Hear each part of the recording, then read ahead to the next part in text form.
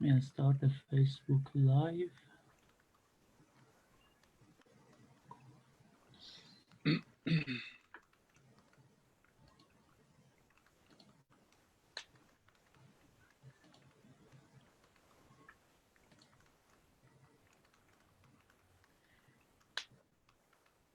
Steve, can I ask you a question off the record? Sure. So well, we're streaming live on Facebook, just so you know. not yet, are we? Yeah, I we mean, are. okay. It's not. It's not. Right. It's not dirty. No, I just had a question. So the temporary visitor parking permits that Michelle's going to talk about should the Garden Hill will be eligible for it, but it's only in Garden Hill where the sale of those passes will benefit the parking district. Is that no? Okay. What 6A is proposing is temporary visitor parking permits through all zones. Yes. Okay. What I'm proposing is a parking benefit district for Zone 6 only. Okay. So it does create a new type of permit, but it's unrelated to the visitor permit. Why is it a new type of permit? Why can't it just be the same permit and we just put the money in? Well, actually, I'll explain that. It's actually not. Okay. It's not really a new type of permit. Okay. I look forward to being confused. You look forward to being enlightened. Sure.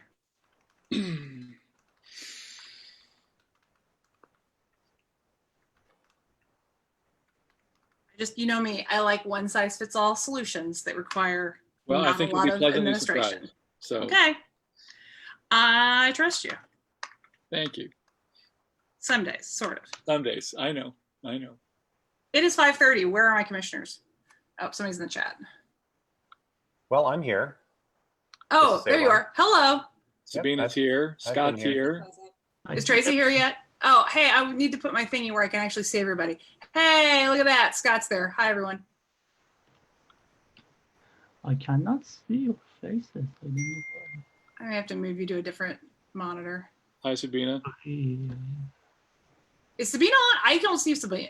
12 participants. I am here. Oh, here's a list. Sorry, I found it. Hi, sorry, you were hiding. I mean, you personally weren't hiding. Zoom was hiding you. Here, I can do that now. Okay, hold on. Now I have a list. Okay. Oh, I feel so much better. Okay, so really the only person we're missing right now is Tracy? Yes. Okay. I'm gonna give her 1 second and then we'll start. Sorry, I'm taking some notes for myself and getting organized. Apologies. And I have not heard from Tracy after I send out the packet. If she's coming or not. That's fine. I don't think I told you I was coming either, but this was sort of my idea, so. Yeah. Okay. And by the way, if you guys can reply me and let me know if you are coming or not, it can. Okay. Sure. Sorry. Hi guys, sorry I'm having some technical issues. Can you hear me okay? Yeah, we can hear you fine. Yeah. I can't see you, but that may also be just Well- because you're on a different page of my pictures. There we No, go. I haven't activated my video yet, so I might, hold on a second. I see Dave Askins is here. Go ahead. Can you hear me? Yes. Yes. All right, thanks. Is that Michelle? Yes. Yes, ma'am. Okay. Okay. There we go. All right. Well, if that's it, I think I would like to get started. Do you need to set anything up, Amir? Are we good? We are good, yeah. Okay, good. All right. Let's call this meeting to order. We have a special meeting of the Parking Commission tonight. We have 4 things to vote on. We have a presentation about curb space, so I'm going to try to move us through this as efficiently as possible. Do I have a motion to approve the minutes? So moved. Do I have a second? Second. All right. All in favor? Aye. Aye. Aye. Any We have opposed? roll call. Do we have to do roll call for minutes? Online, yeah, you have to do roll call. vote. All right, wait, hang on. That means I got to make a list. Give me 2 seconds. I can read the content. Do you have a list? Can you just ask us? It feels disingenuous since I don't know have an order. Thank you. Sure. Binder, Aye. Evans Fernandez, Aye. Gates, she's not here, Tracy is not here. Ian, Aye. Robinson, Aye. Holland, Aye. thank you. I think that works better if you run that because otherwise if I go first and I vote first or I wait to vote, it feels disingenuous. After I Hey look guys, at I'm those gonna have to reboot. I'll be right back. Okay, we'll see you in a minute. Bye. All right, minutes approved. Okay, any reports from commissioners or city offices? Can we do this quickly, 2 minutes or less? Michelle? Go ahead, Michelle. We are in the process of putting all of our permits online. Neighborhood residents will be fully online with T2 support. Everything else will be online applications, able to email the documentation back to us and any uploads. We usually do this in 6 months. We're doing it in 3 months. And we're really, really busy right now. So just want to let everybody know that is rolling out. And that is because we cannot pre-sell in-person permits this year. Gotcha. We can pre-sell them, but we just can't do in-person because of COVID. Perfect. Awesome. Hey, we're taking a leap into the 21st century with technology. I'm so proud. Yeah, we're about 15 years behind, but that's okay. We're in the right Hey. direction. We got there eventually. Awesome. Good question, Michelle. Yes. Are you sending physical permits to people, or is there some kind of virtual permit? No, it's physical, physical permits, and all of them will be mailed. So you can do them online and they'll all be mailed. So there's no contact with the public or our employees. Got it. Thank you. Thank you. Perfect. Thank you. All right. Anyone else? Any other commissioners or city offices who would like to make a report? Going once, going twice. All right. Moving right along. Any reports from the public? Is there any member of the public that would like to speak tonight? To an item that's not on the agenda already. To an item that's not on the agenda already. I know we have some people to talk about the parking on 13th and 14th. Okay, I'm going to take that as a no. I do have a motion. I would like to move that we swap the order on the agenda tonight so we can do item 6 before item 5. Do I have a second? Second. All right, are we cool with that? Do we need to do a roll call vote for that? Yes, you do. All right, Welcome to Amir. Zoom. Binder, Aye. Evans Fernandez, Aye. Gates, is she here or not? I don't think she came in. Iron, Aye. Robinson, Aye. Wallen. Aye. Okay. Perfect. All right. 5-0. Excellent. Okay, let's talk about resolutions that need votes, and then we'll come back and talk about curb use with Aobon in a little bit. Awesome. Okay, we've got 4 things. Let's move on to resolutions, part 6. We have 4 things that we need to talk about. I'm going to try to keep these to 15 minutes or less if we can, and we do need to vote on these. So, Michelle, you are up first to talk about parking resolution Madam Chair, 20. I move that parking resolution 2002 be adopted. I second that. Okay, somebody else should, but okay. I mean, does anybody else want? How much do we need to talk about this? We've talked about this at length, correct? We just need to introduce it formally before we take a vote on it. So somebody needs to second a motion. Okay, got it. Michelle, do you want to give a quick 2-minute overview on this?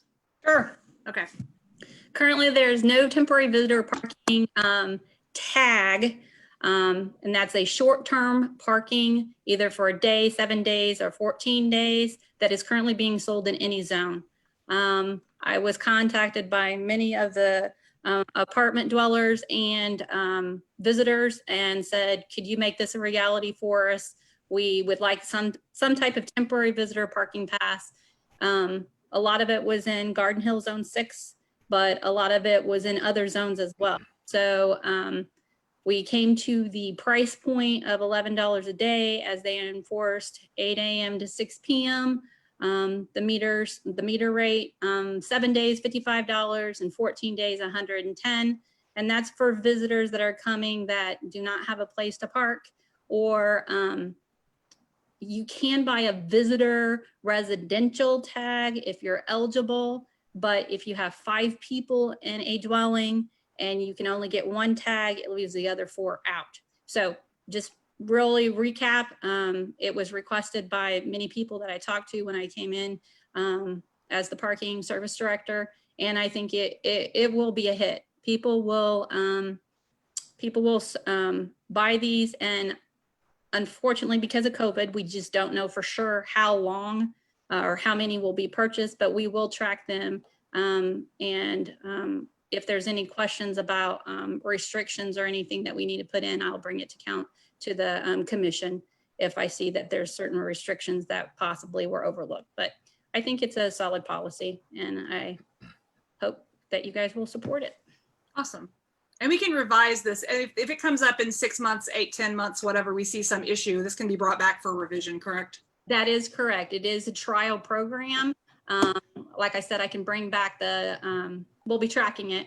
And due to COVID, I don't know how many people are going to be using it, but it's a trial. So I think we give it a shot. Quick question. So how long would this trial actually be for? I'm undetermined at this time because of COVID and kids coming back. We don't know. If a lot of the students don't come back like they normally will, it might not get used like we expect.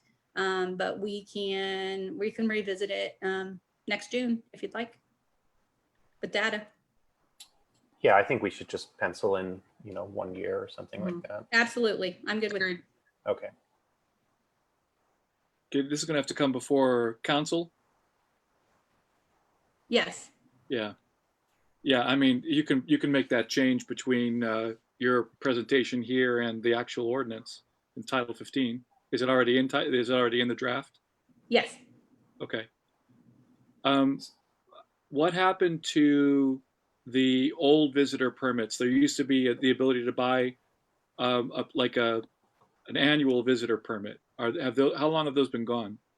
That's what I said. There is an annual visitor residential permit that you can purchase if you're a resident and you're eligible, but there's only one per household. And if you have 5 in a household, to offset that deficiency there. So that never changed. It was we've always had the visitor permit. It hasn't gone away, and it's not going away with this change.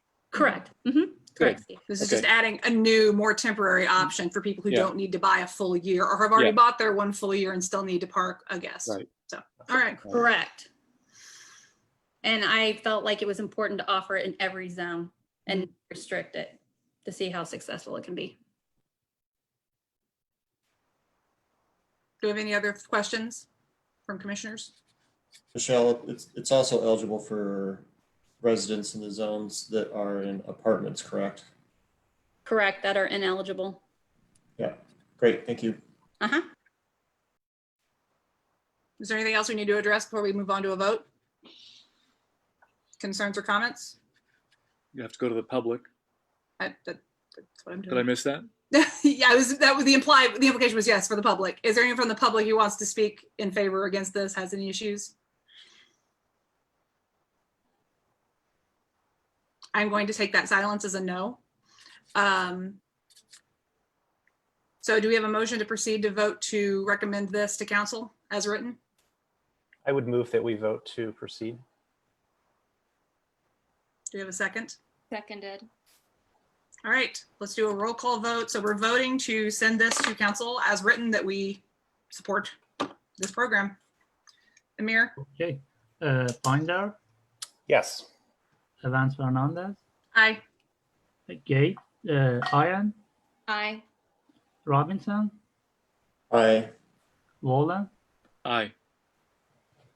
Okay, passed 5-0. All right, that was easy. All right, moving on. Parking benefit district. Steve, this is you. Do you think you can give us an overview in what would be reasonable? 5 minutes? I'm hoping I can do it in 5 minutes. Just give Okay, me a heads up when I'm at 5 minutes. But first, I'd like to move resolution 20. What's my number? Resolution 2004. yes. I'd like to move resolution 2004. I need a second. Second. Thank you. Okay. So this ordinance is not that complicated. It's it seemed like it at first, even to me, but the more I've been trying to write about it, the less complicated it gets. What it does, it creates a new class of what I call an unrestricted permit to park in a neighborhood parking zone. It's not restricted to residents of the zone who live in buildings of 4 units or fewer, but it's priced at something approaching a market parking rate. The revenue over and above the restricted permit price, which will be $46 this year, the regular permit price, would go into a fund to benefit the zone where that permit was sold, which gives a neighborhood a natural way to fund public works improvements. This is an idea advocated by the UCLA economics professor Donald Shoup, the guru of parking. It's called a parking benefit district, but it limits the availability of these new unrestricted permits to Zone 6, the Garden Hill zone, just to as a pilot project, a test much like the resolution we just approved. So a parking benefit district is sort of like a TIF district, a tax increment finance district. It takes every amount of money over the certain base amount and puts it in a special fund. In this case, a special fund is a way to like I said, build sidewalks, bury power cables, add lighting, repair curbs. These are monies that are typically neighborhoods wait years in line to get. Meanwhile, Garden Hill has their neighborhood zone because their neighborhood became a market for parking, because whether it was partiers on weekends or people going to football games, basketball games, they'd park in their neighborhood. The neighborhood would be full of parking all the time. The parking would be full and people would be parking on people's lawns. There's no designated spots on the street because the streets are not well built. And so that's why the neighborhood has expressed interest in this idea. So all that this thing really does is it creates a second price for the permits that Michelle Wall is already selling. Okay, so right now the price for a permit is $46. Okay, and only certain people can buy it. This proposal basically says anybody can buy a permit, but if they don't qualify as a resident of the zone that's eligible, if they live in a building of 5 units or more, or if they don't live in the zone at all, then they have to pay the higher price. What I'm proposing is $200 a year for one of these permits. So the market rates in the Garden Hill area are between $25 and $70 a month. So this is for a student during the school year, this is very much in line with the low end of the market. But the important thing to note is that there's no need to create a new permit. Like, we just use the permits we're already using. If you can send somebody a Zone 6 permit, now they can buy it if they don't qualify for the $46 rate. Before, they couldn't buy it for anything. And we saw last year that only 97 permits were sold in Garden Hill, and the streets were mostly empty, partly because we also didn't have the visitor permit policy. But there are plenty of people who want to park on the street who aren't just visitors. And this is a permit that's in between the subsidized rate for single family and small plex residents and the visitor's rate of $11 a day or a weekday. So starting in 2021, the Public Works Department, along with the appropriate standing committee of the council, either the admin or the sidewalk committees, would set up 1 minute, just so you know. Thank you. Set up a process to consult with the neighborhood each year as to what improvements to prioritize with the funding. The list would have to be ratified by council, like the sidewalk committee is, but we would want to take our cues from the neighborhood through at least 1 or 2 public meetings with their neighborhood association. We'd have to have qualifications for membership in the neighborhood association. We'd have to formalize the rules for voting, but really this process would be similar to declaring a neighborhood historic without necessarily being that complex. So this is a very simple test of the parking benefit district concept. This allows people who can't park at any price to park, but that price is made with the neighborhood in mind. And the benefit goes directly to the neighborhood to improve the place. And so it's relatively simple. It just gives the controller's office an extra thing to say to somebody who calls, who says, "Can I park in Zone 6?" And they don't have to say, "Do you live in a certain type of house?" They can say, "Sure. What house do you live in? If you live in this type, you pay $46. If you live in this other type, or you live outside the zone, you pay the $200 price." So I strongly urge support of this. There should be very little change in effort. The ordinance actually also creates the special fund where the extra money would go. And just so you know, what you're looking at on the screen is a draft. It's not set in stone. Happy to take recommendations for how to change it. What's important right now is to just talk about the mechanics of the program. So with that, I'm happy to take questions. Thanks, Steve. Thank Any you. questions? I have a question. Oh, sorry, Yeah, go ahead. No, go ahead, Adrian. Oh, but you, to buy this, you still have to you have to have a bed in this zone, correct? No, No, so anybody could buy, is this the only zone where you could buy a visitor permit this is without a pilot bed? project. It's only happening in Okay. Zone 6 because Zone 6 has such an unusual situation. Most of the other zones don't have this kind of demand, but because the zone is enforced at night and on weekends, Mhm. you know, it's a very different use case, and that's why, you know, and we all have seen it. You've seen how perhaps draconian the law was, but we didn't have the tool to let people buy at a higher price, you know. So that's my take. All right, thanks. Go ahead, Eoban, you were gonna ask something. Yeah, Steve, I mean, I think this seems like a pretty good idea. You've outlined the issue, which is that there's not actually that many permits currently being purchased for how many spaces are available on the street, and that there's a demand that, you know, can't be served by the current permit structure. So I see that in brackets under section 2, text forthcoming, I assume that pertains primarily to either specifying the actual cost or being more specific in some way about the what I guess what you would call the market rate price. Is that correct, or is there something else that would be in that forthcoming text in So section the hard part about this is that, you know, parking really should be adjusted to market conditions. That's the most basic theory of parking that you would read in Shoup, that it should be priced so that 85 to 90% of parking is in use. So there's always some available, but it's otherwise used as fully as it can be while there's still a little bit available. Well, the problem with neighborhood zones is we only sell permits annually, so it's hard to adjust the price. So the visitor permit that Michelle just proposed is a good start. Like, you know, we needed that across the board anyway, but now people can actually buy it where before it was banned, even if there was parking available. And I'm introducing another way to make it more flexible. After hearing the prices that Michelle set, I felt comfortable that roughly $25 a month for the school year, or about $200, was a good introductory price. I am eager. I mean, ideally, we would set an absurdly high price and then drop it every week until we started reaching an equilibrium. But you know, that doesn't really work either. So I think that this is a good test. And the only problem might be if between the new visitors permits and this unrestricted permit, that suddenly the zone gets as parked up as it was before.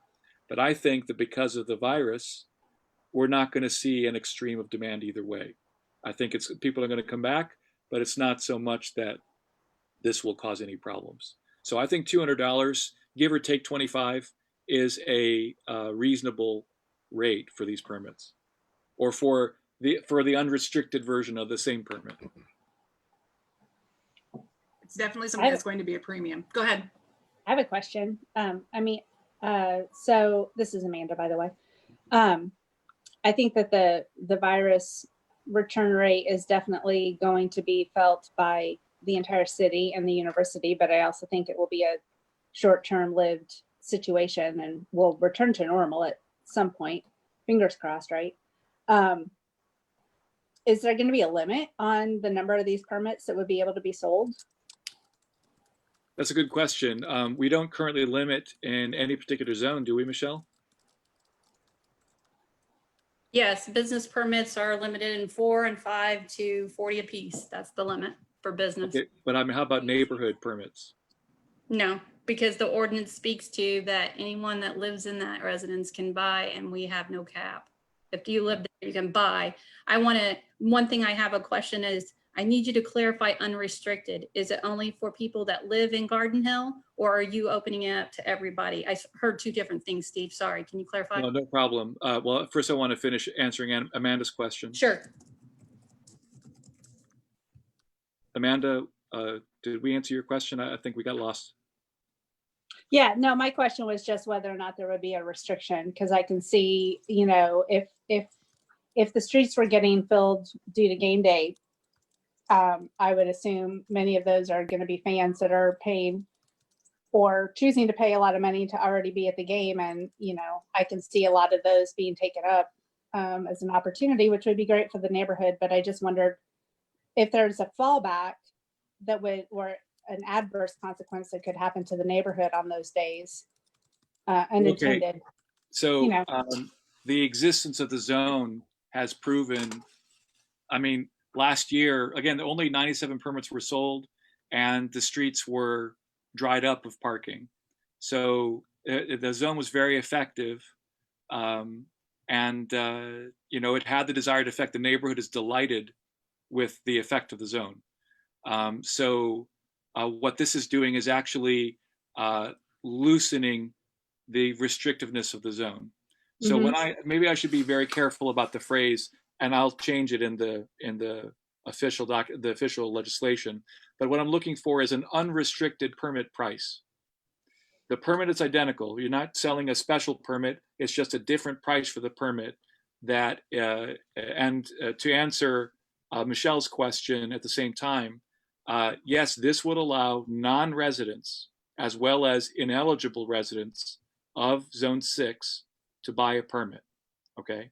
Now, why would somebody who was not a resident of Zone 6 at all buy one of these permits? The first answer would be maybe they're a seasoned football ticket holder and they consider parking in the neighborhood as worth the effort. They might pay, I don't know how much they pay to park at IU, but say it's $20 a game. Okay. Meanwhile, the neighborhood is not overrun with cars, so it's not as hard to find a spot. But the neighborhood has underpriced its de facto parking for a long time. This simply prices it the right way. 2 years ago, there was no price and everybody parked there. 1 year ago, there was a low price, but it was limited to people who lived in the zone. Nobody parked there. Now we're saying we have plenty of space. Let's allow people who want to park in Zone 6 for whatever reason to buy it, but to buy it at a market rate and not at a subsidized rate. That's all it's doing. So yeah, I do get what you're saying, and I totally understand that. That's what I was understanding. I was just saying that is it, if there is no limit on the number, you have the potential to get back to a scenario where you have a number of purchasing customers outside of the neighborhood that choose to purchase it and get you right back to where the unavailability of parking for the residents is happening. I mean, that would be financially good for them, but if there's a commissioner who has a proposal for a limit, I'm happy to entertain it. Like, I haven't thought about a limit because honestly, I don't think this year is going to, we're not going to have a problem this year because of the virus. And there's not going to be football. Yes, yeah, but I mean, if somebody thinks that there should be a cap of say 100 permits of this type, I'd be willing to entertain it. That's not a question that has come up between me and the neighborhood, but I'll bring it to them. Yeah, I guess I was just thinking of it more longer term than the current year, because this current year is kind of an anomaly. Of course. If I can jump in, I have Scott in the chat who wants to make a comment or has a question, and then Michelle. Go ahead, Scott. Thank you. Steve, just a question on the revenues. You said that the neighborhood would have to create a committee and what they would want to fund any of the additional money. Is that what you're suggesting, how that would work? Yeah, so the idea is that, there would have to be criteria for how the neighborhood association can participate in the process. We can't just have any random three people who say to the neighborhood association that they have to join the official neighborhood association. There has to be however the process is for historic districts, it'd be something like that without quite as much formality. But they'd have to have some rules and organization so that it's not just one or two people arbitrarily deciding on behalf of the neighborhood. But sorry, go ahead. Oh, I interrupted. Sorry. No, I just those rules can be promulgated. Once the permit's available. The soonest we would even think about what to do with the money would be 2021. And then I thought if we create this district, I thought the money has to have a direct relationship to parking in some way, shape, or form. Is that correct? No. First of all, the building of sidewalks and curbs, I Oh, think right, is right. related to parking. But I'm just saying, like, if the neighborhood formed a committee and they're like, well, hey, we want to use it to paint everybody's house green because we like green, you know, they couldn't do that. I'm just being I am- sarcastic. No, I get it. No, I'm fairly confident that, I mean, actually painting a house green, that might be a improvement of private property, you know. So, Right. no, It's but got to be for public infrastructure and yeah, I'm pretty somewhat confident related that, to the district's benefit. that the rule, that the law, the statute says how the parking, the final bullet point of a dozen bullet points says, or any other related that could be, you know, like it, the council can make it. I mean, it's not that technically. It's not strictly limited to, you know, parking related only. There's like there's and other things that may be related. But I'm calling for it to be limited to public works improvements only. So anything that might require public works to install or be involved. So again, sidewalks, signs, better lighting, and so on. Right. Bike racks. All right. Go ahead. I guess, and I'm almost done, and I guess I just have two comments. You know, I love the idea of the district. I'm just not sure if the timing's right. I'm a little bit concerned with the pandemic. I have mixed feelings about the neighborhood. I certainly get the demand, but typically my understanding, these generally work well in business districts and not residential areas, so that there's a more consistent leadership to kind of vet those ideas on how to spend the money within that district. Not that I don't have any trust with neighborhood associations, but I do worry, that worries me a little bit about, you know, if this were to generate significant amount of money, you know, the process and decision-making to how that money is spent, you know, and then which department, which I'm assuming would be our department, would be responsible to execute those public improvements, which is another, you know, as you know, you've been involved, Steve, with Sidewalk Council Committee. It's a very time-consuming process, and so again, I think the idea is great. I just have concerns about the timing. I'm not convinced this is the best district, so I guess I'm just would prefer maybe we wait a little bit and see what happens with the pandemic. I'd like to flesh out a little bit more ideas of if this is the right neighborhood. I guess that's just my comments, and I'll leave it at that. Thank you. If I could respond, I kind of have the opposite problem, which is right now I have nothing to tell people who look at the street and say, why can't I buy a permit here? So on one level, I mean, they're not going to want to spend, the visitor permits are a great innovation, but they're also expensive. I mean, $110 for 14 days, that's clearly only for somebody who needs short-term parking. But for people who live in the neighborhood but are ineligible because they don't live in a quadplex or smaller, or for people who, in fact, want to go to the game and there's parking available in the neighborhood and they can't park there, this allows them to. So right now we don't have that tool. And this is sort of the same thing that we did with meters 7 years ago. Before meters, you couldn't park more than 2 hours without moving your car. You had to move your car. You couldn't buy it. Now you can buy parking. If anything, you know, it didn't affect the demand at all. If anything, the demand at $1 an hour has been, before the virus, of course, was robust. It didn't, when the meters went in, the streets were still full, but people paid $2 million in that first year just to park at meters. So it didn't affect demand. So right now, regardless of the virus, in fact, the virus is going to make it worse. How much worse is it going to be if there's, you know, not as many people in the apartments in Garden Hill as there were last year, and they still can't park in the street, even though it's mostly empty. So this provides an immediate solution without complexity. There's no new permit to print up. It simply gives the controller's office an extra item on the menu. Oh, you can buy a permit in Zone 6, but it'll cost you this much if you don't live in one of these addresses. Steve, I want to give Michelle a chance. She wanted to ask some questions. Yeah. Go ahead, Michelle. Steve, we have talked about this offline, and you know that I fully support a trial benefit parking district program. I think it is a great idea. And I've shared with you my concern right now.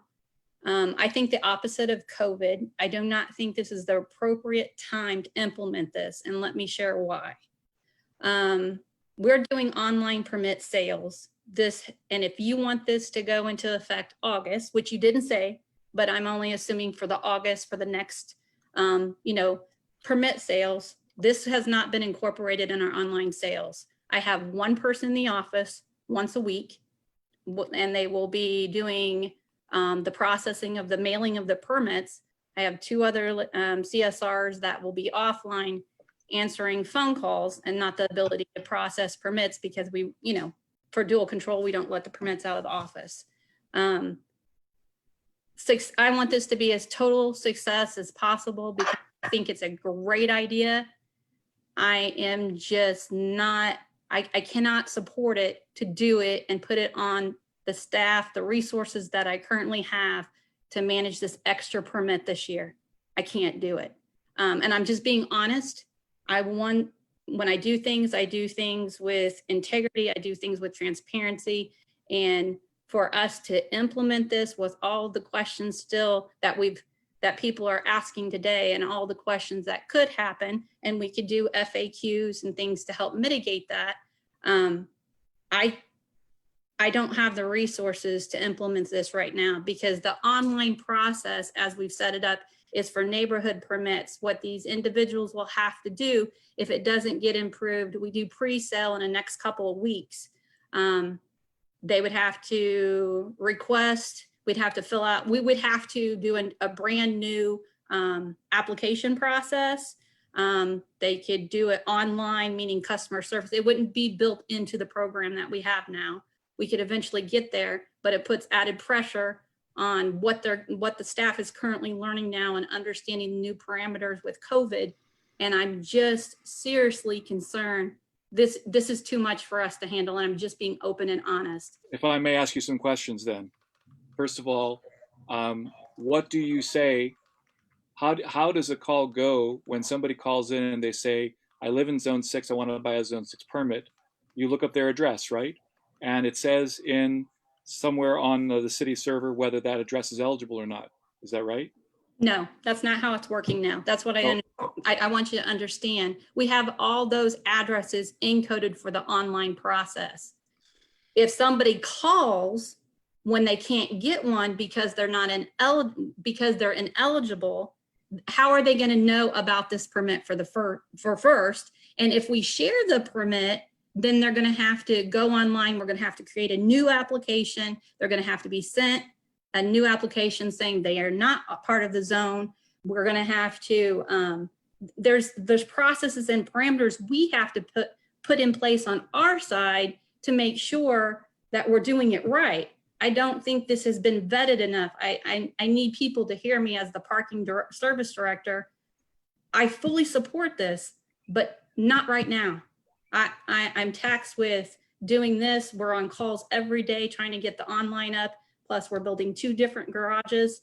It's just not the right time. Michelle, let me ask you then, we just approved your proposal to create visitor permits. How is that not creating more bureaucratic burden on your staff?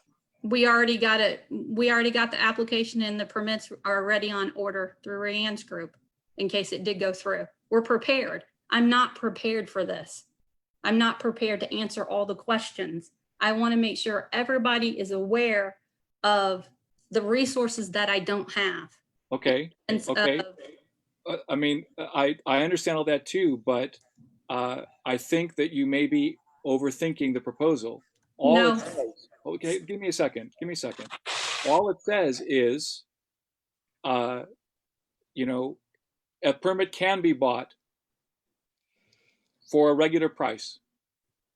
That's it. I mean, it's the same permit. You're not having to print anything new.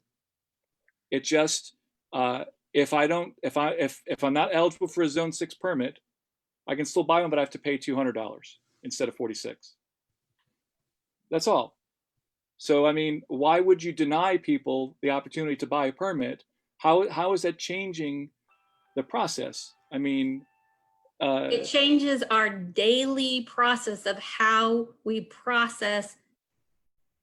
We're starting a new process with the online. This is additional things that I'm going to have to implement. And I'd never heard you say you're wanting to implement this in August. That's 3 weeks away. And so, Michelle, look, with all due respect, I know it's 3 weeks away. The Zone 6 permit itself was passed at a similar time last year. All right, this is less complicated than Zone 6. I'm sorry. I don't agree with you. Knowing what my team is up against and what this is asking for, and I shared that with you on our previous phone call. I'm just asking for enough time to be allowed to discuss all of this and to make sure we do it successfully. Right now, we're under a lot of time restraints. Normally, it takes six months to do an online permit upload and to get everything done. We're on 3 months, and we're doing everything remotely. So, Michelle, are you using T2 for this process? Yes. I want to back up Michelle as a fellow T2 user. Their system called Flux is the most anything but, and I call it inflexible. It is terribly difficult when you start getting into an online situation. I just want to throw that out there, that there's a lot of additional work, and it sounds like, Steve, last year's approval of Zone 6 wasn't factoring in the online piece of it. I just wanted to mention that. Can I ask a quick question?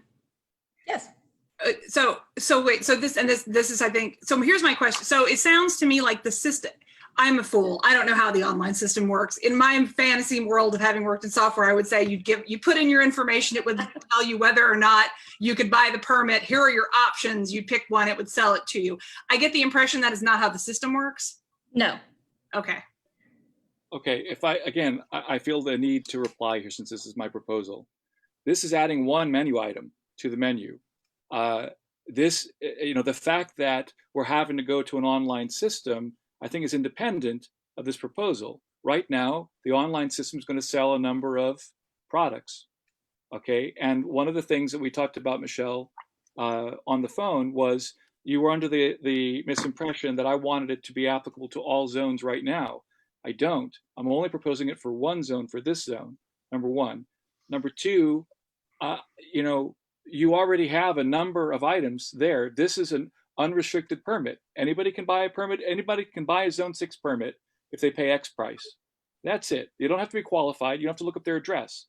If somebody is online trying to buy a permit and they try to buy a Zone 6 permit and their address is not eligible, then right now it'll say you can't buy it. Okay. If they try to buy a Zone 6 permit, it doesn't care. The only thing that matters is what price they'll charge. If they right now, instead of saying, it checks your address. If your address matches, you get to buy a permit for $46. Under all I'm saying is add a menu item where it says it checks your address. If they're not eligible for the $46, they get to buy a permit anyway, but they have to pay a higher price. I'm stunned at the idea that this would be hard to implement. It is hard to implement because the scope of what we did, like permits that are required to show proof of your 65 or over or disability registration card, that was built into our scope. I can't introduce anything new into that scope at this time. So what would happen is they would be ineligible. I can't put something in the system that I haven't already scoped out because I only am required to stay within the parameters I asked. Steve, would you have any objection to just simply implementing this a few months from now, say in January?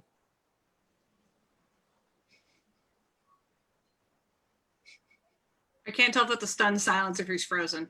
I think he's frozen. I think he's frozen. We've lost Steve. Well, that would be, I'm sorry that I'm now having to speak in lieu of Steve being able to reply, but it sounds like if parking services is simply asking for a little bit of additional time to be able to implement it, I see no issue with simply pushing back the time frame to implement this until, There he is. you know, a point where it would be possible for them to You're do muted, so. Steve. Sorry, buddy, my power just went out. Michelle got cut off right, talking about she can't make changes.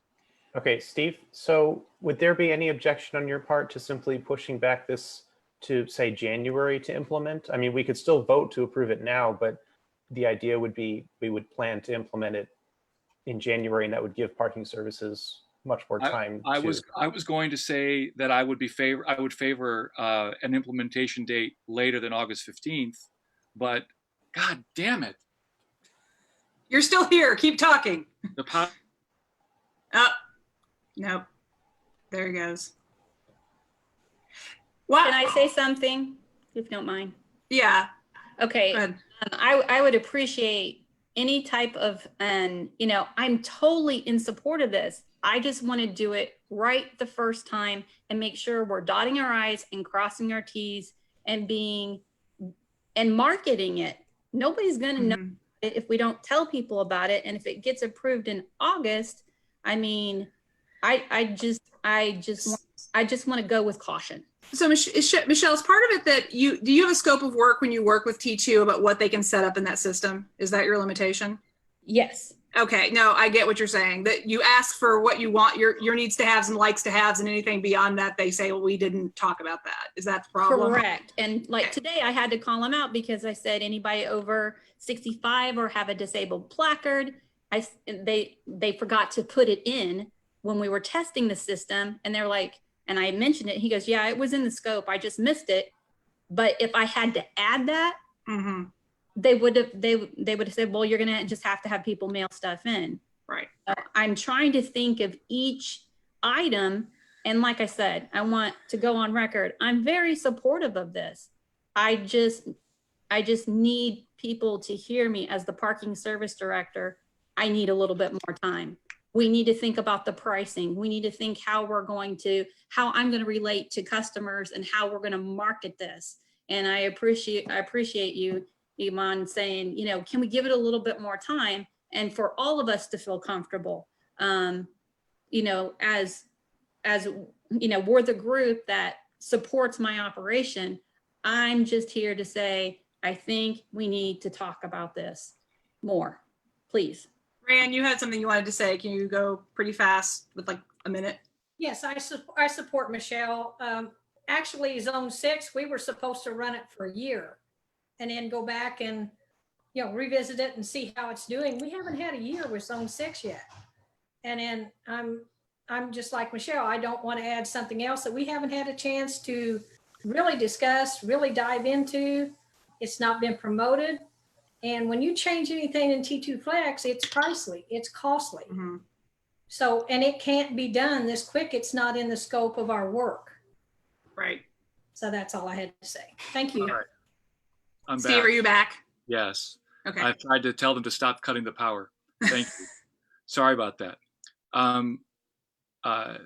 I do not think that city policy should be dictated purely by some outside vendors' limitations. I know that T2 is frustrating and inflexible, and I've heard that for years, and I'm sympathetic.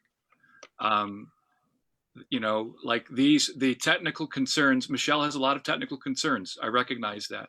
I'm okay with pushing the date past August 15th. I understand that this is, I do find it utterly unreasonable that T2 can't make this, add a single line item price, okay? But okay. I will say it's unsurprising having worked in software. Yeah. But I mean, you know, there's a menu of items. We should be able to add or subtract from the menu.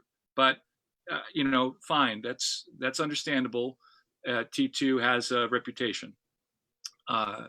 But remember that IU is coming back only through Thanksgiving, and then students don't come back until February. That for those 6 weeks in between Thanksgiving and February, they'll be online only, okay? And so to push to January, you might as well push to February, okay? I'd like to see it implemented before, you know, well before Thanksgiving.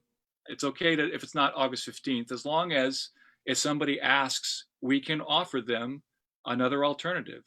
What if the item isn't in T2, but somebody calls? Well, we happen to have these permits. If we're concerned about the untestedness of the zone, well, you know, the consequence of what Rayanne has said is that we should review whether the zone is working or not. Okay, I think it's working almost too well. Again, only 97 permits were sold. Now, if that's because we didn't promote it enough, well, you know, I got calls last year from people saying, why can't I buy a permit? So I think they knew what it was. The signs alone were plenty of promotion. But what I'm doing is trying to make it more accessible. And we don't even have to have it in the system to allow it to take effect August 15th. Just because, I mean, Well, don't we? Hold on. If the permit exists, if the permit price, the permit already exists. If the new permit price exists, but it's not in T2, it can still be sold for people who know it. So where is the harm in allowing the permit price to exist? You know, I'm not even asking necessarily for Michelle to sell it. I'm Well, simply saying, hold on. let it exist. I mean, Steve, I have to wonder, I don't know that you can actually do that. I have a request to speak from Scott and from Michelle. Scott, can you make it a minute, and then Michelle? I'll make it 15 seconds. I mean, we just approved the visitor permit, which I believe was $11 a day up to 14 days. I mean, that does give people an option as an interim step until we get this figured out right. I just still think there's too many unsolved questions with the district. I think everybody likes the idea. Also, I just want to point out that when council adopted 1811, the accredited garden zone, it did give parking services about a year to implement those changes. That was the same concern at that time that we had, is that there was a rush to get it done immediately before students became back in session. And we asked for a delay, which we got a delay that gave parking services the time to implement that. So I just wanted to clarify that. Thank you. Okay, and just to respond very briefly, that the parking services needed time to do what? Install signs, to create a new permit, to define it. This doesn't do anything. This just gives a new price for the permit, an extra price that somebody can pay. It makes it available to more people without any changes. We don't even have to change it in T2 yet. I'm happy to add to the legislation a clause that says it will be available online as soon as parking services can make it happen. Let's put it this way. There's no deadline on when you can put it in T2. I just want the option to exist somehow. Right, but I mean, I think the There concern. be no effort at all to implement.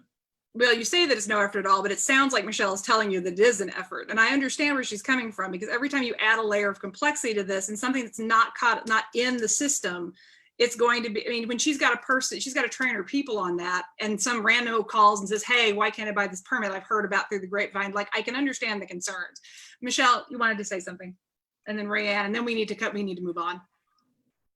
Again, I'm going to say everybody likes this idea, Steve. I am not opposed to this idea. What I'm asking is what you've just said, for additional time. You might feel like it's easy. I'm the one that has to administer it. Rayanne and I have to administer it. And I want to check off those boxes to make sure it's successful. So if you will give us the opportunity to talk about this and think it through, I would appreciate it. And that's all I'm asking of the commission. Rayanne, what were you going to say? Yeah, the other permit has been approved through the parking commission. Why not let it run and see how many people buy that, and see what if any comments come in about it. And we're still with the pandemic, so you're not going to have the parking that you would normally have. And Zone 6 has not been given the opportunity to have the full year of normal parking conditions to figure out what we need. And I think this is all rushed. That's all I wanted to say. Thank you. People don't buy annual permits in March. And, you know, if you can show me a list of how many Zone 6 permits were sold after October, I think they'll be the minority. Most people buy them at the beginning of the year. I think we saw ample, we had all the demonstration we needed to see the effect of, so we've had a year. The crisis has changed everything. All I'm saying is this provides a new option instead of continuing to restrict. You're going to get those calls anyway. People have already called. Why can't I buy a permit? You're still having to handle those calls. Right now, the answer is because you don't qualify. So you still have to handle those calls. I'm not even saying get it online right now. I'm happy to defer that date. All I'm asking for is a new option. If we agree with it in principle, I'm happy to change the parameters to give you as much time as you need to implement it. But I think we've already had the evidence that we need. I'll stop there. Thank you. So Steve, if we vote on this, I mean, I understand the concerns about the timing. Do we go ahead and, do you need to revise this for an implementation at a later date? Does That's it just even what I have was a gonna ask. date? And yeah, I mean, do we, not that we don't trust you, but at the same time, like if we vote on this, and I mean, do you see what I'm saying? Well, I mean, I feel like at this point I should withdraw it because the concessions I've offered would require it to be in writing, and so even if I was perfectly happy with the delaying the date and what have you, it would still need to be in writing so that the commissioners know what they're Okay. voting on. All So I'm content to withdraw this without a vote. If in favor of trying to get the concerns into writing, we'll see. I mean, I wanted this to be part of the Title 15 change. There are so many other complicated changes going into Title 15. This was not meant to be one of them. And at its root, all I'm saying is that you can't buy a permit if you live out a Zone 6 permit right now, unless you meet a very narrow criterion. This doesn't create a new permit, doesn't print one up. It makes a retail price instead of the discounted price. That's all. So I hear all the concerns, and I think I can mold them into a less onerous resolution. I don't think it's onerous. I think it's just concerns about timing. Well, but that's what I mean. The timing Okay. concerns are the onerous part. I'm happy to work that in where Okay. it doesn't have to be implemented right away. But I'd like to see that permit on the books, Mhm. even if you can't sell it yet. Yep. Okay. Steve, I look forward to seeing a revised proposal Thank next you. time. As do I. I'll withdraw resolution 2004. Okay, thank you. All right, moving on, parking resolution 2005, parking zone change request, East 13th Street and East 14th Street. So this is the concerns about safety and parking over by the Arts Building on the IU campus. Yes, Michelle, do you want to talk about this, or you want me to go over the staff report? You can. I can help you if you have questions. I'm here to help. So I'll let you take over. Okay, so let me give you some details and background about that area. So as a reminder, in the previous Parking Commission regular meeting on June 25, a group of IU students and faculty talked about their concerns. And this area is part of the Zone 6. In terms of the enforcement hours, all residential neighborhood parking zones shall be in effect from 8 a.m. to 5 p.m. Monday through Friday. And additionally, from August 15 through May 15, Zone 6 shall be in continuous effect from 8 a.m. Thursday until 8 a.m. Sunday. And parking is restricted on the south side of East 13th Street between Woodlawn Avenue and Northwest Avenue. A map is included in the packet. And on the north side of East 13th Street, that area, there are approximately 15 on-street parking spaces. There are no residents along these 2 blocks. And the IU Art Annex is the only building which is located on the southwest corner of the block. As a reminder, the Parking Commission approved 2 loading zones in September 2019.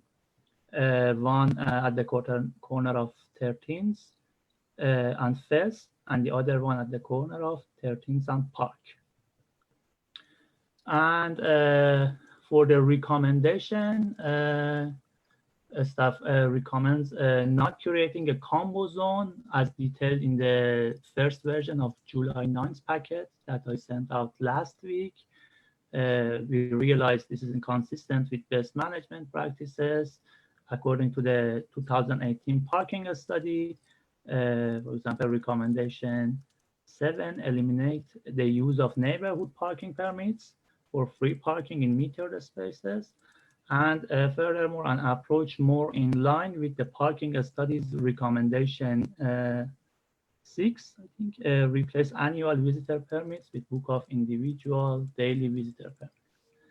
So the following Title 15 changes are recommended. The first one, removing these 2 blocks of East 13th Street and East 14th Street between Woodlawn Avenue and North Fest from residential neighborhood zone 6.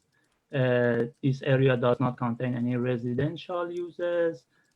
This area is zoned mixed use, institutional, and the adjacent property is owned by the IU Board of Trustees. The second recommendation is adding a new hourly pay by phone zone for the 2 blocks on the north side of the area, Monday through Friday, 8 a.m. to 5 p.m. And the rates would be $1 per hour, payable through Park Mobile for these parking spaces only. And this would allow visitors an option to pay during peak times and an option for free parking during non-peak hours. And the third recommendation is consider adding a restriction to deter overnight and weekend parking for the same 2 blocks of East 13th Street for Monday to Sunday, 3 a.m. to 7 a.m. And as I mentioned, parking is already restricted on the south side of the block. And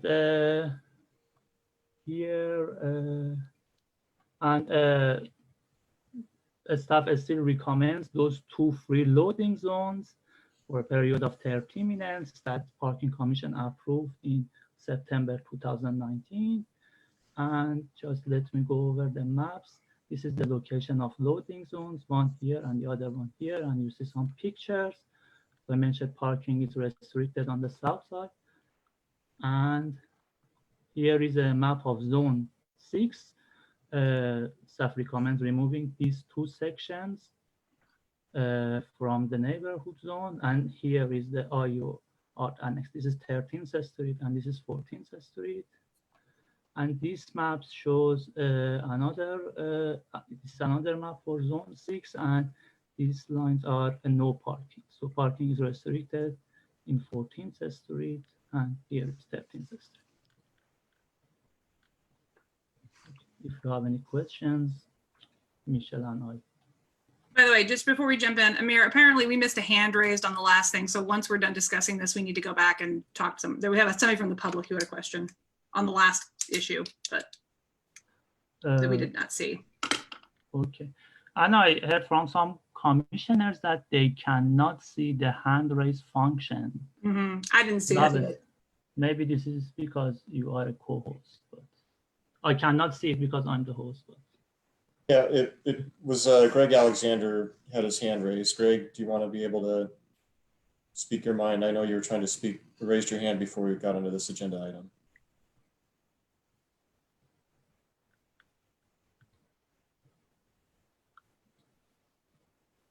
I think one of us hosts is going to have to. I unmuted him. Okay.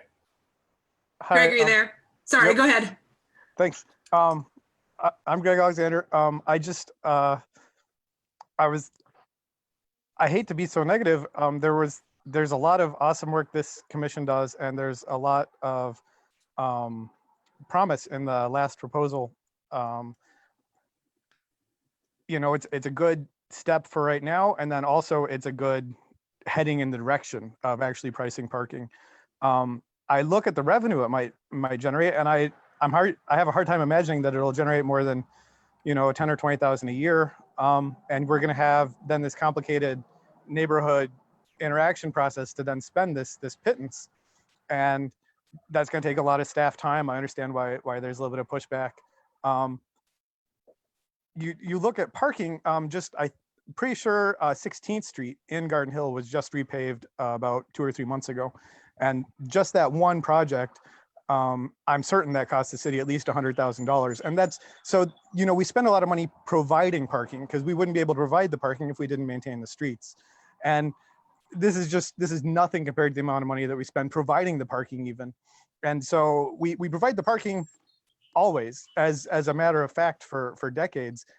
But then to maintain the sidewalks in the neighborhood, we're going to have neighborhood input. We're going to have staff input. We're going to have basically, you know, collectively hundreds of man hours of work just to spend $20,000 potentially on some sidewalk improvement. And that's especially stark when, as the parking director pointed out, we're spending $30 million on parking garages. And so we're basically, staff has an important project and they can tell it's important because they were given a ton of money for it. And so then we've got this kind of, we're allowed to tolerate it as some sort of council member's pet project. But, you know, we need to be moving very quickly. And staff is going to continue to drag their feet if all the money is allocated towards cars. Thank you. Thank you. All right. The question. Go ahead, Steve. Can we go back to the map? Amir, can you show us the map of the zone? No, the map with, yeah, there you go with the, so what are the orange, no. The last map. Restrictions were the last map. What do the orange dots mean? The zone limits, I think. Is that the zone boundary or That's is that just the boundary, Steve. Boundaries, yeah. Okay, so are there other blocks on the map that are no parking overnight?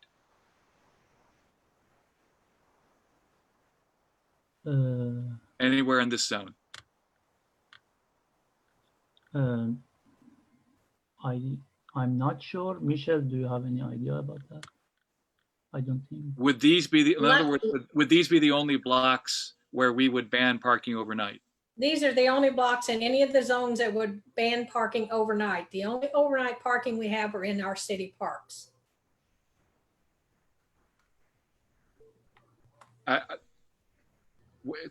What? Are you saying that these 2 blocks would be the only ones besides the parks where parking would be banned overnight? Correct. Okay, so we wouldn't expect it to be enforced except by complaint, right?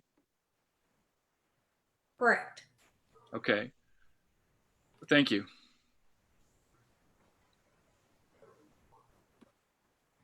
So this is Michelle. I won't speak very long. So the parking staff report that Amir just gave, we have spent probably a good 3 to 4 hours trying to come up with this proposal to assist IU with the RDNX and to provide a reasonable solution to what they brought to our attention. And if anyone from IU would like to speak on behalf of what you think of this proposal, I know that, like I said, we dived into it after the last commission and we tried to think of every facet. And if we haven't, we apologize. But at the same point, we wanted to make sure that you understood that we heard your concerns. We left the 2 30-minute loading zones at no charge, but we felt like pay by phone was the best in this area. And everybody's still paying a reasonable rate, going meter rate, and we can enforce during the hours of 8 to 5. Anybody have any comments? Well, hang on. Let's do questions from commissioners first, and then we'll go Okay, to the public. sorry. No, it's fine. Eoban. I'm not sure if I'm comfortable with voting for no parking restriction with the idea that it's not really ever going to be actively enforced. I'm not sure that's a good idea. I think the pay by phone idea is great. I think that's fine, but I think this question of creating a small unique zone with no parking overnight, but that is never actually enforced, I'm not really sure what that is really trying to accomplish. I mean, I understand the idea is to deter overnight parking, but if we never enforce it, then I mean, everybody's just going to figure out that it never gets enforced. Can I respond? Sure. This is Michelle. Right now, personnel for parking enforcement, there's not enough. And I will go on record, and Rayanne can say there's not enough. And to have somebody in, we don't have the resources. So that's why we said it would be by call. And when they can get up there, they will. But Rayanne, I don't want to speak on your. There is no enforcement. There is no parking enforcement people working between 2 and 5. Mm-hmm. So we just simply can't enforce it. If somebody wants to call the police department, it's up to the police department whether or not they go up there and enforce it. I can't speak for the police department. But there is no parking enforcement officers working during that time frame. Thank you. Steve, you have a comment? I also, Scott would like to say something, as would Amanda. Steve, you're on mute. I have a question, actually. The other question is, this may be a question for IU, but what is the typical use case for the people in this building? If I understand it correctly, it's artists going to work for several hours at a time in the building. Is that right? Or are there a lot of people dropping by for an hour at a time? Maybe Roland can answer that, or Amanda? Yeah. I want to make, Steve, I want to clarify what I heard from our last conversation, Roland, sorry, is that a lot of times it's after 5 o'clock they go, and they have after they get done with their daily sessions, daily classes, and then they work the evening sessions. And that was the concern because of the dark. So that's what we as the staff heard. Well, okay, I appreciate that. What I'm asking is, how much do we expect a student to be spending a week parking in this way? Who can answer that? I would say Roland. I'll jump in. First of all, I want to say thanks for really taking this seriously and considering the request. And this seems like, from my perspective, a pretty decent proposal, actually. Steve, to answer your question, this building is largely individual advanced undergraduate MFA students who have studios there for 3 years, and then faculty studios. So largely our understanding of this and our need is really for student safety at night when they're working there. And this would range from it really depends on the time of year and the projects that students have due. But generally, we're probably looking at a small handful of students on a daily basis being there late at night. So just to be clear, there's something noise going on. I'm not sure who's got that. Yeah, because somebody needs to mute their line. Oh, that was Thank it. you. What I'm trying to get at is the question was still how many, so the students we're not enforcing after 5 p.m. We're treating it like a meter zone. But after 5 p.m., anybody can park there. Is that what we're proposing here? Until 3 a.m.? Maybe that's not a question for Roland. Maybe it's a question for Michelle or. Correct. Can you hear me? Correct. Yeah. Sorry. Okay. So how does that, let's say you take the blocks out of the parking zone. How does that stop the people at, say, Brownstone Terrace from discovering that these 2 blocks are open most of the time and they can park there overnight, and they're not going to get enforced? They'll find that out within a couple of weeks. How is that going to make the parking more available for students? I hate to say it, Steve, but right now they're not being enforced. That's not, but do you see people? Do you see people parking there right now? Because there's a sign up there that says Zone 6. Those signs are effective enforcement. Otherwise, the streets wouldn't be empty. Okay, if this, I mean, once they know that it's not enforced, then of course they're going to take advantage of it, but that's not the thing. The thing is now it can't be enforced. It's not taken advantage of. They're working, if we put no parking from 2 a.m., no overnight parking from 2 or 3 a.m. to 7 a.m., then that's going to be a deterrent as well if the other sign's working. Can I speak to this really quickly? Because Sure. I think that as someone who has a studio in that building, I think we feel probably more akin to the residents of the neighborhood than to outsiders. We're there for the long haul.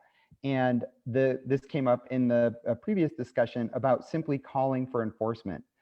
If that is completely parked up by folks who are not students in studio art, so we're back to the same point where the students don't have a safe place to park at night, we will call for enforcement.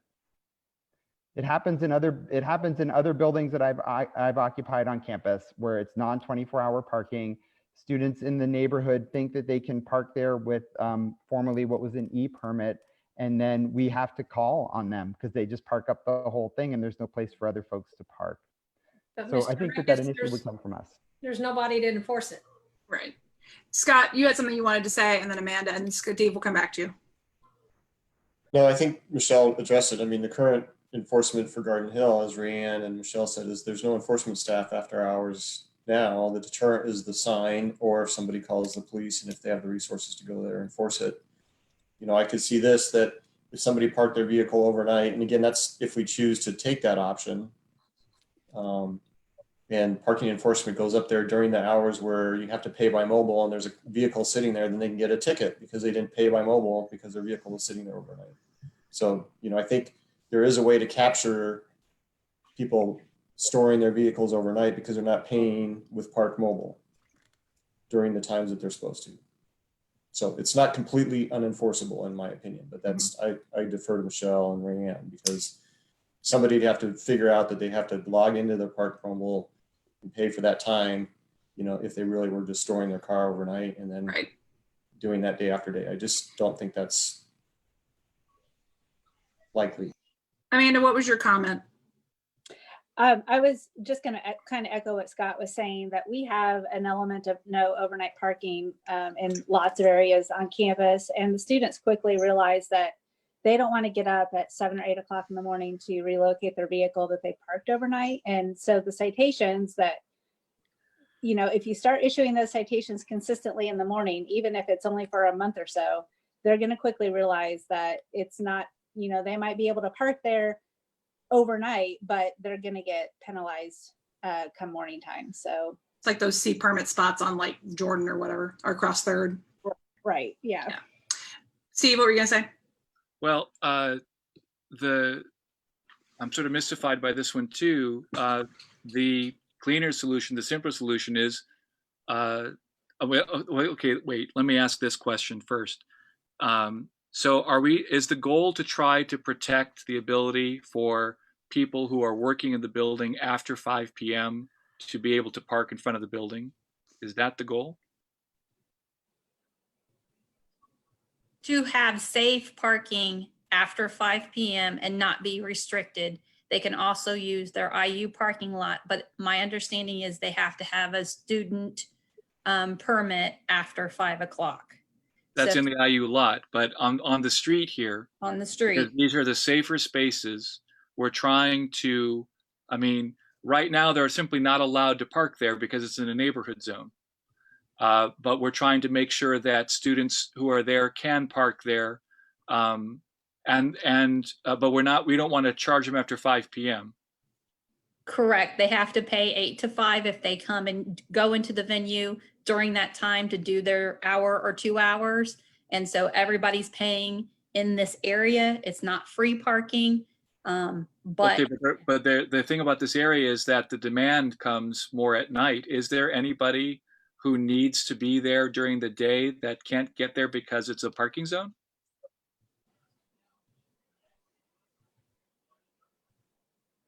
it would be a pay by phone, so anybody could be there now. But do we want anybody to be there, or do we just want the students and the faculty to be there? I think anybody could be there 8 to 5. Yeah, and I don't think we need to get into the business of deciding who or whether a person is a student or they're eligible. I think that's not. I beg to city's differ. The whole reason we're considering Okay. Go ahead. the whole reason we're considering this is because we're trying to serve the people who use this building. Is that right? Can you hear me? I can now. Yes. Okay. The thing is, the parking. Sorry. Can you state your name just so we? Oh, this is Eve Mansour. Okay. Go ahead. The new proposal is really excellent for us, except for maybe a slight little thing about the overnight. But the idea was to protect the safety of the students at night. During the day, basically, they can park in the garage, in the parking spots behind the building, and they're not afraid to walk over there during the day. So that serves them during the day. It's kind of nice if they can get some spots during the day, sometimes in front of the building, just for if they need to run in for an hour with lots of stuff, or just for class, or whatever. But that's not the crucial thing. The crucial thing was the at night, keeping them safe, especially all the women in the building. There's a lot of women in the building. I appreciate that. Effectively, Yeah. the people in this building, I mean, remember, this is the only zone in the city that was designed to be enforced at night on purpose for different reasons. This use case happens to be similar. Effectively, the people using this building are no different than residents of the zone. The stronger solution would be not to take the blocks out of the zone, but to allow students and faculty who use this building simply to buy a Zone 6 permit. Well, the problem with that is we have more students than you have permits for your regular $50 residence fee permit. To ask the students to pay for a $200 permit would be No. I'm saying $46 permit. Well, the thing is, my proposal was separate. well, the thing is, we have probably, I forgot what we came up with, but maybe all told 70 students in that building. They wouldn't be there all at one time. But the thing is, you don't have 70 permits to give us. Well, that actually, you're talking about reserved parking, okay? We don't sell reserved parking much anymore. Most of our parking is shared. So we can sell as many permits as we want. IU sells, a certain number of permits in its areas. Oh, because I thought last meeting, it seemed like there were only about 15 possible. There are permits. 15 spaces. There are 15 spaces there, but as you say, up to 70 people use this building. We can and should let them buy neighborhood permits. It's simpler, it's cleaner, and there's no concern about enforcement. It's already effectively enforced now. Well, that's something we could think about. I mean, that would be an option also. Yeah. The nice thing about this one was that it's free, basically. The students, we're trying to keep them from having to spend any more money. Mm-hmm. They're already spending money for the parking behind the building, and students who live in Fraternity South of 10th Street pay $103 a year for the same permit. Students in Collins Living Learning Center pay $103 a year. So, I mean, I'm suggesting $46. I'm suggesting that they be treated as though they were residents of the neighborhood. I think it's a very reasonable idea. Well, that sounds, Roland, what do you think? Is it okay if I speak, or am I out of order here? Well, so Sabina, we have a commissioner who has a question. Can we get her question and then we'll come to you? And then we need to move on and either figure out if we're going to table this for now or vote on it. So I think that I actually am fairly in line with Steve in feeling that the proposals A, B, and C do not protect the students who are feeling unsafe in the evenings. And that's really those evening hours that our solution needs to target more so than the daytime. And I do think something like allowing those people to have the kind of permit Steve mentioned would solve that very specific problem of making people feel safe at night. And guaranteeing that the spaces are available. Yeah, Yes. I don't think it does any good to open it up for anybody in the evening and just hope that there happen to be a bunch of spaces open for the students that want to use them in front of the building, and that nobody else, you know, in the neighborhood or nearby is going to be parking there, because they will, especially if it's free and or unenforced. So I have to kind of agree with Steve here too. I was going to say also that the pay by phone zone over by Collins, north of 10th Street, that's a place where the demand is much more meter type driven, you know, and this isn't really a meter zone. The use case here, the people who are using this are there in the evenings for hours at a time. And what we're worried about are itinerant resident parkers, especially when the new dorm opens up east of it, who will discover that this pair of blocks is outside of the zone, and they'll start using it because, as we said, there's no consequences. So the sign is better as it is. So Ann Bono had a question or a comment, and Scott has some comments in the chat. You know, Ann, go ahead, and then let's talk about what Scott said, and then we need to move on. And I have one point on the end. What was that? Sure. I just wanted to. Go ahead. Go ahead. Okay. Ann Bono, Director of Advocacy, Indiana University. I just wanted to state, I know that there's some other ideas popping up as well, but IU was supportive and is supportive of the recommendations, not just as they are, but also because I think it takes into account as well staff timing. And we want to be cognizant of the burden on staff for all of this, as we know that administratively they'll have to handle it. And then my other thing is just a question, but I know when we were discussing as a team that there were issues with game day and things like that, but I was just curious if, I mean, even before it became a neighborhood zone, how much of an issue parking was there?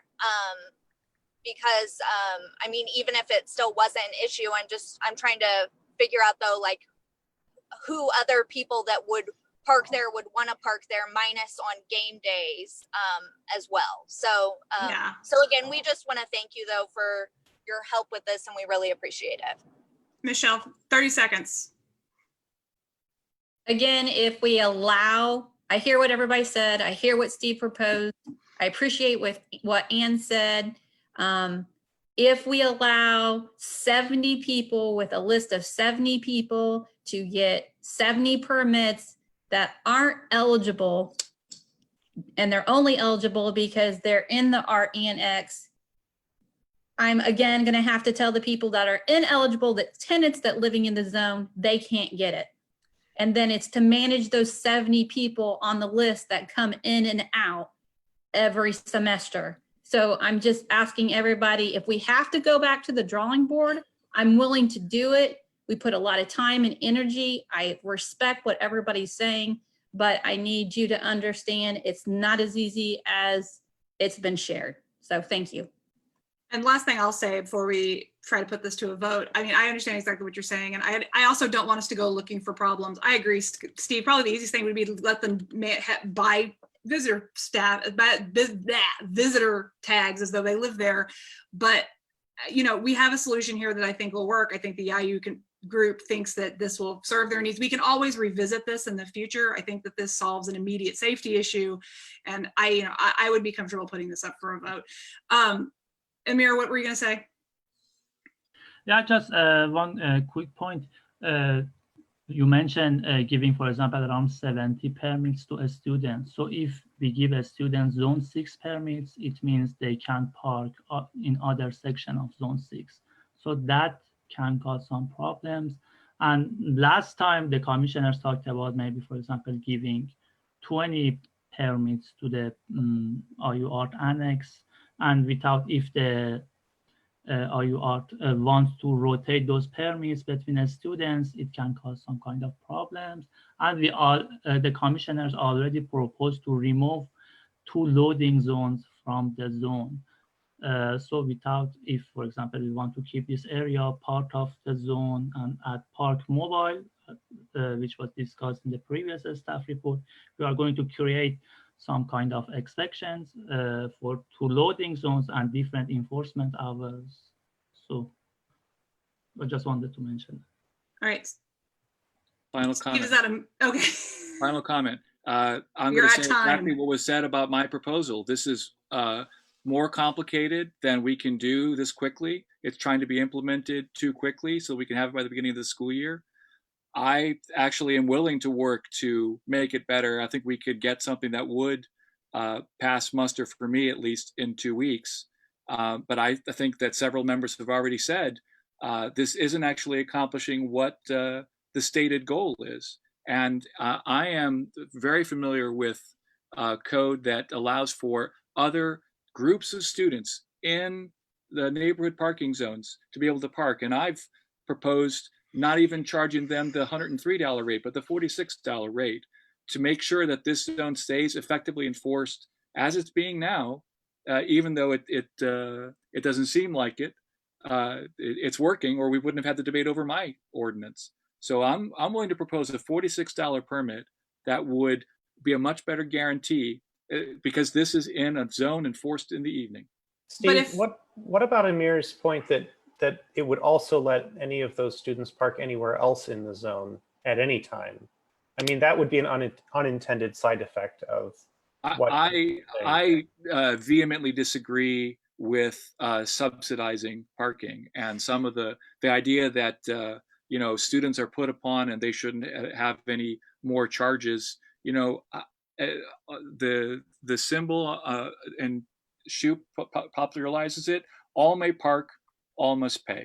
Okay. The question is how much they pay. How fair is that pay?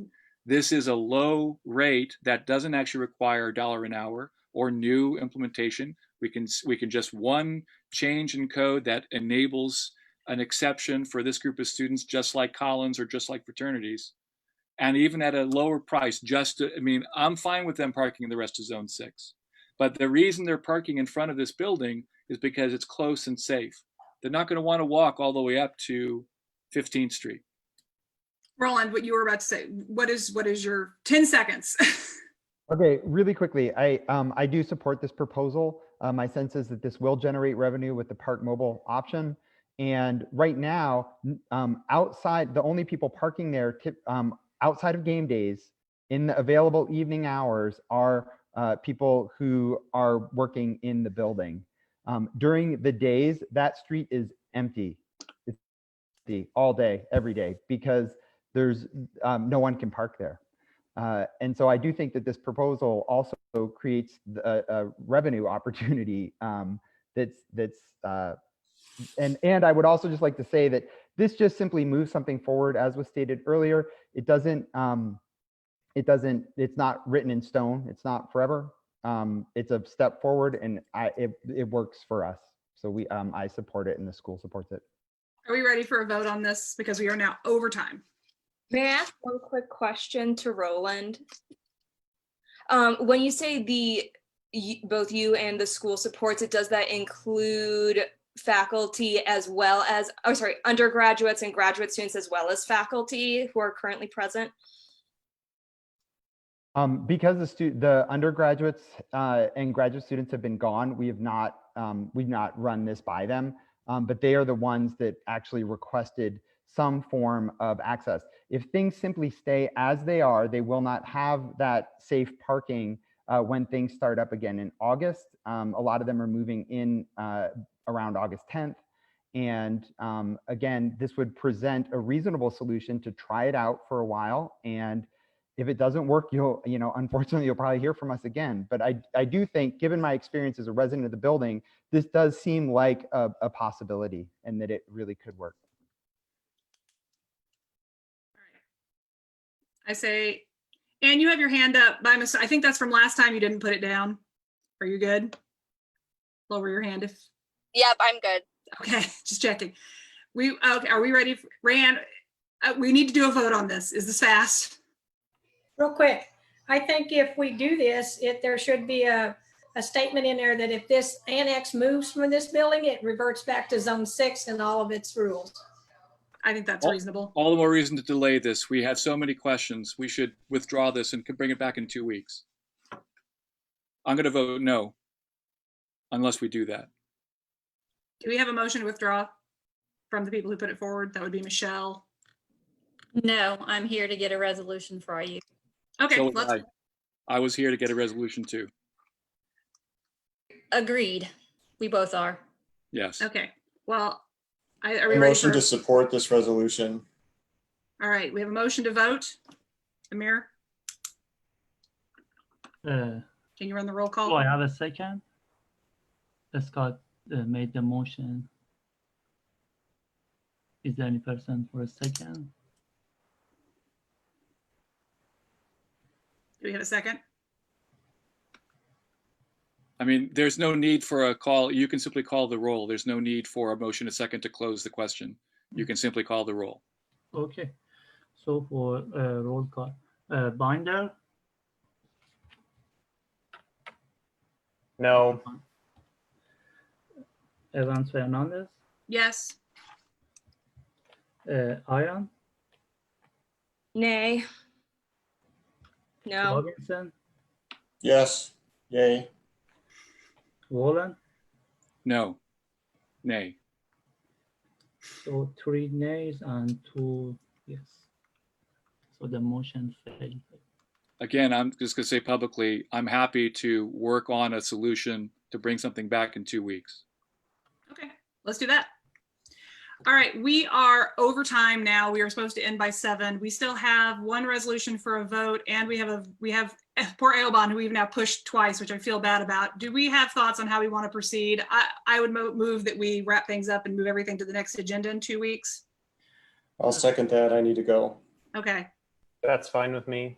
Okay. All right. Then we'll get with Amir about suggestions for future. So we'll vote on the parking resolution 2001 next time. We'll put that on the agenda. We'll talk about curb use. Hopefully we'll have one thing to vote for next time. So this will go faster. We'll get topics for future agendas to Amir. In 10 seconds or less, any announcements from members? Going once, going twice. No. All right. Next meeting will be July 23rd, 5:30 p.m. again via Zoom. Do I have a motion to adjourn? So moved. All right, meeting adjourned. You can have a voice call. I in favor for adjournment. I'm sorry, what? We Oh, don't all have a roll call. For adjournment? Yes. Okay, all in favor to adjourn? Aye. All right, Aye. opposed? People. I hear no nays. All right, meeting adjourned. Thank you.